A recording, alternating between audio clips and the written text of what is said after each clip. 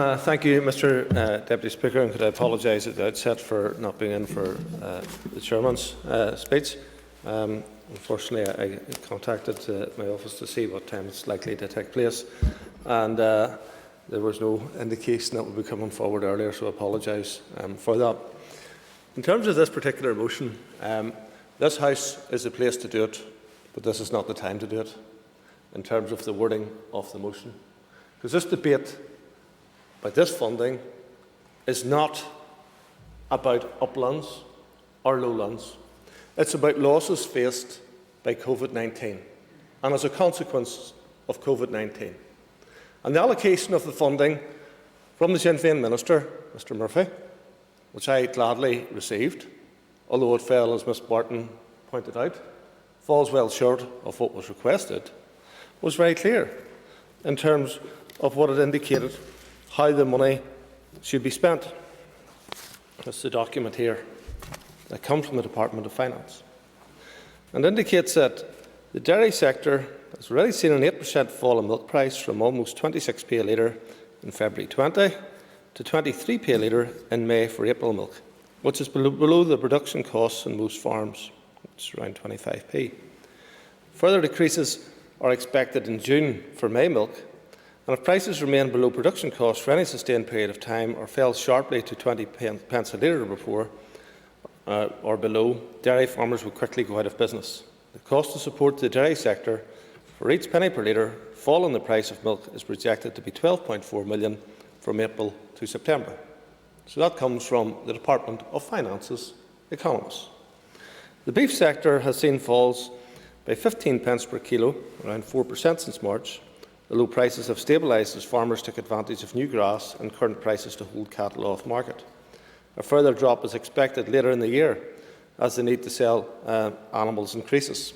And that's well based, because there is 14,000 more cattle in the system which would normally have been marketed by now that haven't currently been marketed.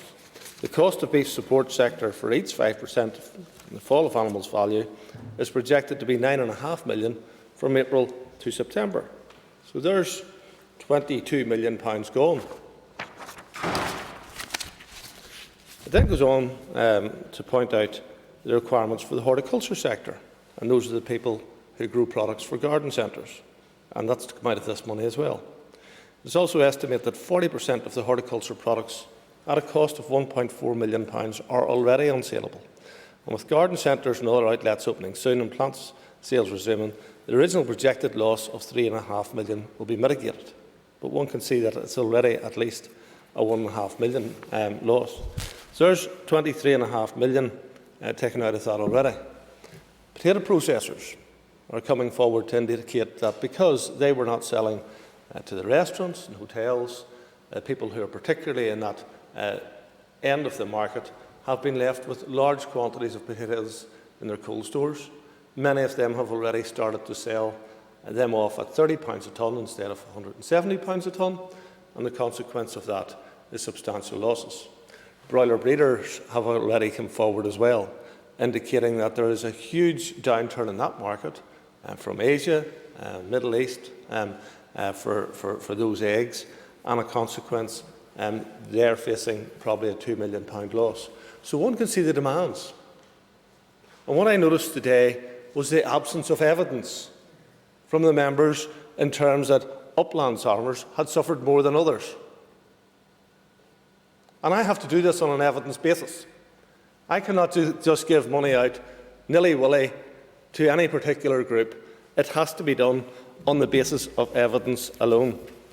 And on the basis of evidence, some people suggest that perhaps the upland farmers are less likely to receive money from the self-employment scheme than others. But it's based on 3 years, on the last 3 years.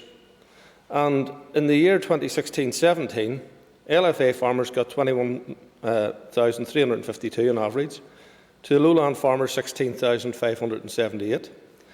The following year, 17,725 to the lowland farmers 16,637, and the following year, 14,368 to the lowland farmers at £12,274.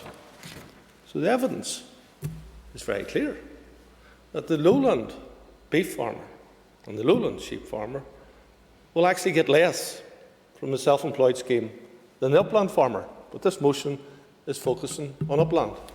Now I want to make it very clear, I see this motion as divisive. And I would say to Sinn Féin, it is your duty to represent all farmers, the people who are involved in the agri-Sinn Féin. It is your duty to represent all of the farming community, not just one sector. And in that respect, it is our duty as public representatives to seek to try to help those who are battling to get through to the other side of COVID-19 to enable them to do that. And consequently, the beef farmers who took the cattle out and took the losses over the 6 weeks in the meat plants are the beef farmers who the focus should be on. The sheep farmers who for a period of 2 to 3 weeks took the losses on that period are the sheep farmers who should be getting the compensation. The dairy farmers, some of them in the less favoured areas, and quite a few in less favoured areas, are people who are deserving of some compensation for their milk falling well below the cost of production. And that's what this is about. It's not about upland versus lowland. And I don't think that that should be the case, because the fact of life is, when a beef finisher goes out and he goes to buy the cattle, he doesn't query whether that calf came from an upland farm or a lowland farm. Does it meet my standards? Is that the quality of calf that I want? And pays the best possible price, he buys it at the best possible price for him, and the seller sells it at the best possible price to enable that transaction to take place. But the better profitability that there is for the beef finisher, the better price he pays to the breeder. And the consequence of that is that the upland farmer does better when the lowland farmer does better. So I don't see this great divide between upland and lowland. I see one community that need to be supported and need to be brought through this. Yes, I would happy to. I hear what the member is saying. Okay, he seems to be focusing on the finishers and on the dairy sector.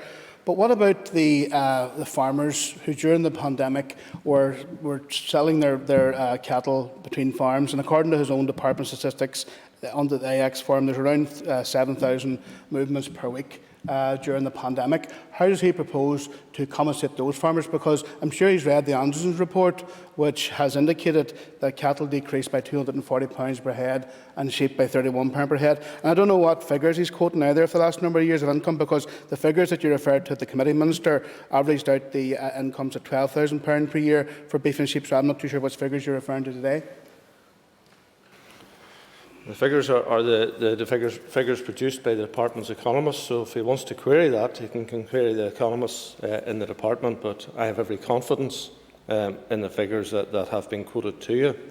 In terms of the actual animal movements that took place, in March there was 16,500 movements from farm to farm, and there was a significant fall-off then whenever the markets closed in April. So farm to market in April was 3,300 this year. Farm to market in April last year was 39,896. That has recovered quite well in May, 34,901 last year to 32,267 this year. And I'd have to say that the actual price of cattle, store cattle in the markets, has recovered very well, and the market reflects that. But what I'm saying, this is a distraction from the point that I've been making, is that this is not about one set of farmers against the other. It's about who was impacted as a consequence of this. And beef finishers were at the sharp end. They were hit with the low prices. It kicked off in January because the Chinese markets for hides and the other fifth quarter products dried up. For a short time, the lambs were affected.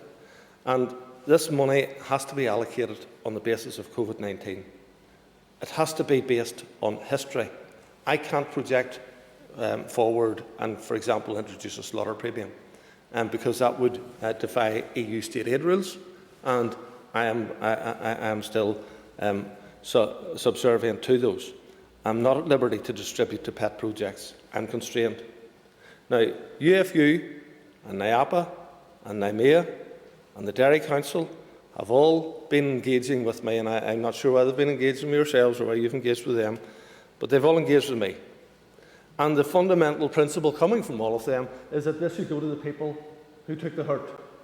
It isn't something which should be distributed to all farmers. And the consequence of that is that that will be where the focus would go if that is the line that I choose to take. Now, I'll give the House this undertaking. I'm happy to come back later in the year and have we had a period of sustained poor prices over the summer and autumn time, and to approach the Finance Minister again on that basis. Because that will feed into the upland farmers who show their animals, usually in the autumn time, in the main, in the autumn time in the suckle calf sales. And if it's demonstrated then that there's been a substantial hit, I'm very happy to go to Conor Murphy and say, this has carried on right through the consequences of what happened as a result of COVID in the early part of this year, has carried on right through to the autumn time. It has hit the suckle farmers in particular, and I'm happy to push for funding for that source. In any event, there's beef farmers, beef finishers amongst the LFA areas.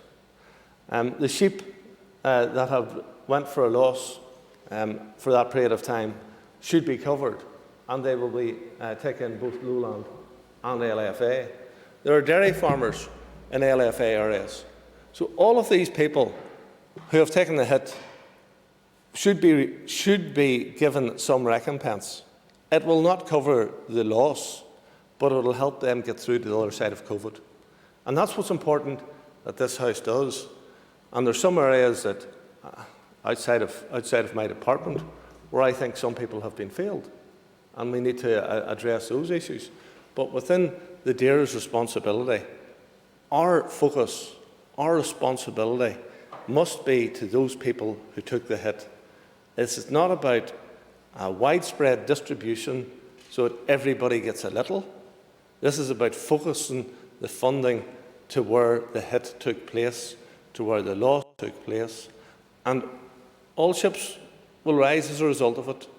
The benefits by ensuring that those people can survive COVID, those buyers will be there in the autumn time to ensure that prices do hold up.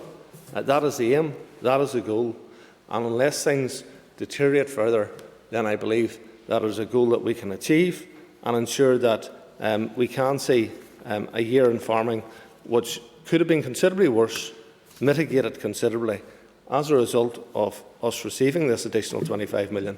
I should say that one other thing.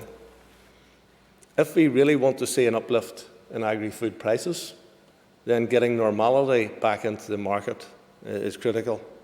I have worked very closely with my interministerial group of devolved ministers in terms of getting the food-to-go market back, for example. And Mr Edwin said that one company accounted for 12% of beef sales. Another company accounts for 500,000 chickens per week. Other companies account for masses of litres of milk in terms of the coffee houses, and ice cream parlours and all of that there. Important to get those businesses going again. It's important to get our hotels and restaurants going again. And to those parties who continue to hold back and say, not yet, not yet, not yet, whenever the Chief Scientific Advisor and the Chief Medical Officer actually said there's a fair degree of latitude actually at the minute because the R figure is low and the numbers of people who have the COVID-19 is low, let's get on with it. Let's get Northern Ireland back to business and let's ensure that the markets out there for the product get stronger once again, where we're not coming looking for public money to compensate people for their losses, but we're ensuring that those people can actually do business in a profitable way. That would be the biggest success story that this Assembly could make.